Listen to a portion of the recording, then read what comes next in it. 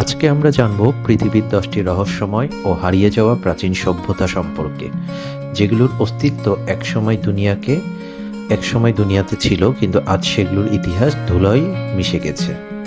প্রথমে আসবে মায়ান সভ্যতা, মায়া সিভিলাইজেশন। এর অবস্থান মেক্সিকো, গুয়েতামালাতে। কীর্তিত্ব ছিল তাদের জ্যোতির্বিদ্যা, পিরামিড, ক্যালেন্ডার। মায়ান ক্যালেন্ডার সম্পর্কে আমরা সবাই জানি, যাদের 2012-তে পৃথিবী ধ্বংস হওয়ার একটা গুজব রটেছিল মূলত এই মায়ান সভ্যতার ক্যালেন্ডারের কারণেই। আর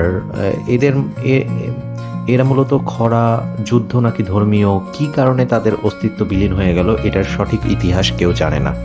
সেকেন্ডে আসবে মহেঞ্জোদারো, যার অবস্থান পাকিস্তান, বর্তমান পাকিস্তানে। কীর্তিত্ব হলো পরিকল্পিত শহর ছিল এবং উন্নত মানের ড্রেনেজ সিস্টেম। একসাথে এতগুলো মানুষের মৃতদেহ পাওয়া গেছে বা অনেক কঙ্কাল পাওয়া গেছে, কিন্তু কিভাবে তারা মারা গেছে এটা কেউ জানে না। তবে ধারণা করা হয় আর্থকোয়েক বা ভূমিকম্পের কারণে হয়তো বা এটা হতে পারে। আটলান্টিস, এটা প্লেটোর বর্ণনায় এই এলাকার বর্ণনা আমরা পাই। প্লেটোর বর্ণনা থেকে এই এলাকার অস্তিত্ব আমরা জানতে পারি। এরা অতি উন্নত প্রযুক্তির অধিকারী ছিল, উন্নত প্রযুক্তি তারা ব্যবহার করত। তবে জাস্ট প্লেটো এটা কল্পনাবশত এদের কথা বলেছিল না, বাস্তবে এটা ছিল, এটা নিয়ে একটি মতবিরোধ আছে। ইস্টার আইল্যান্ড, এর অবস্থান মূলত প্রশান্ত মহাসাগরে। বিশাল মোয়াই পাথরের মূর্তিগুলোই মূলত এই সভ্যতার মূল আকর্ষণ। তবে সবচেয়ে বড় রহস্য এখানে সেটা হলো যে কারা এই মূর্তিগুলো বানিয়েছিল এবং কেন বানিয়েছিল, এটা এখনো মানুষের জানা নাই বা আমরা এখনো সঠিক ফলাফল জানতে পারিনি। ইনকা সভ্যতা বা ইনকা সিভিলাইজেশন, এর অবস্থান মূলত পেরুর মাচু পিচু, যেটা একটা অত্যন্ত অ্যাট্রাকটিভ ট্যুরিস্ট ডেস্টিনেশন। এর আগেও আমি আমার আগের ভিডিওগুলোতে বলেছি। আর পেরুর এই মাচু পিচু বা ইনকা সভ্যতার সবচেয়ে বড় কৃতিত্ব সেটা হলো পাহাড়ি রাজ্য, রাস্তা, চিকিৎসায়, যে পাহাড় কেটে কেটে তারা কত সুন্দর করে সবকিছু বানিয়েছিল। স্প্যানিশদের হাতে ধ্বংস নাকি আরও কিছু তাদের ইতি ডেকে এনেছিল, এটা নিয়ে মতবিরোধ আছে।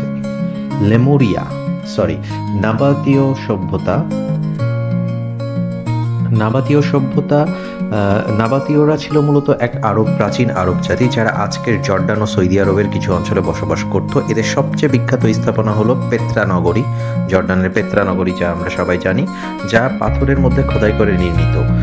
নাবাতীয়রা বাণিজ্য, জল সংরক্ষণ প্রযুক্তিতে অত্যন্ত দক্ষ ছিল। এই সভ্যতা হঠাৎ করে ইতিহাস থেকে হারিয়ে যায়। তবে মুসলিমদের মতে হয়তোবা যে আদ জাতির কথা আমরা বলি, সেই জাতি হয়তোবা পেত্রা নগরীতে বসবাস করত, এরকমও এটা নিয়ে মতবিরোধ আছে।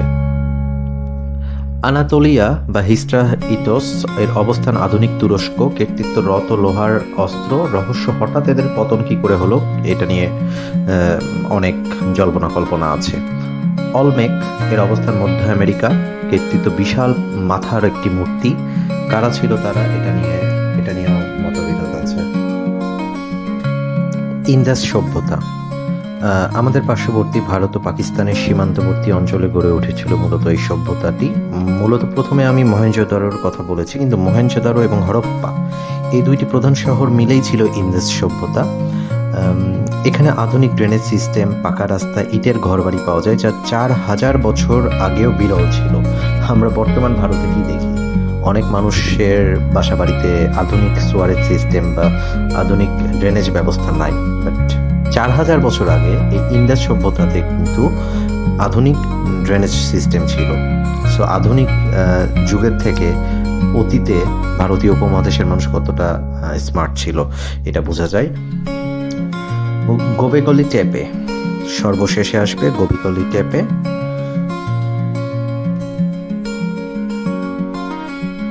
গোবেকলি টেপে এই হারিয়ে যাওয়া সভ্যতাটির অবস্থান তুরস্ক।